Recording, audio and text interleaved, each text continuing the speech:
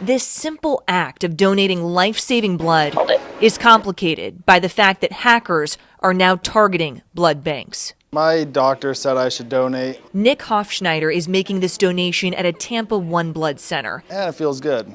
Yeah, you gotta help people out, maybe save some lives. But before his donation can be used, it must be labeled. And that is the system hackers attacked in July. It's a form of cyber terrorism that the Florida Hospital Association says was tied to Russian hackers, exposing the vulnerability of our blood banks.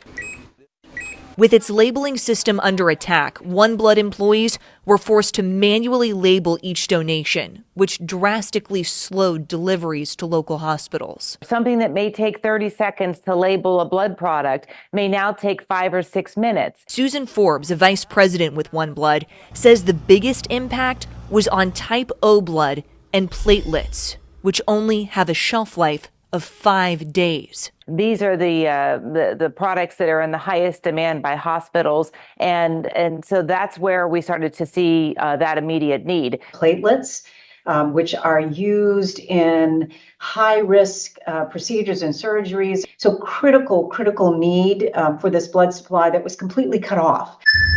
But when the attack happened, only the medical community knew something was very wrong. When this was first occurring, there was not a public acknowledgement that this was a cyber attack. Mary Mayhew, president and CEO of the Florida Hospital Association, says 2 days passed before the public was told. Terms were being used like this is going to affect elective procedures. That is not what was occurring. Certain cancer treatments could be provided because they simply did not have the blood supply, the platelets that were needed. One Blood tells us it worked with a task force of blood suppliers to bring in properly labeled blood from across the country, while hospitals postponed surgeries.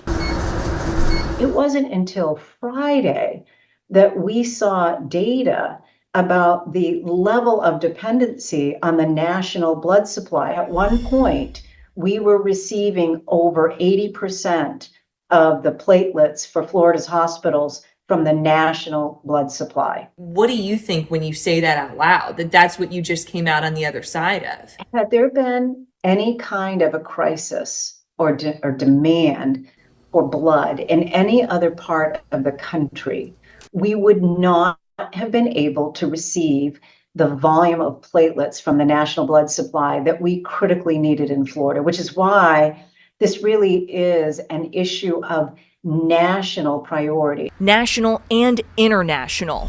In June, Synovis, a provider of pathology services that partners with major hospitals in London, was the victim of a ransomware cyber attack, impacting blood transfusions and test results, canceling operations and diverting patients. But it's really happening everywhere now. Cybersecurity expert Scott Schober says the attack on One Blood proves that our medical care is now a target. What went through your mind when you saw that's happening? That's where we're at now. The part that scares me the most is it goes an additional layer each time. And now it's a hospital. And now it's those parties that are third parties that work closely at the hospital. In other words, they're really covering all bases.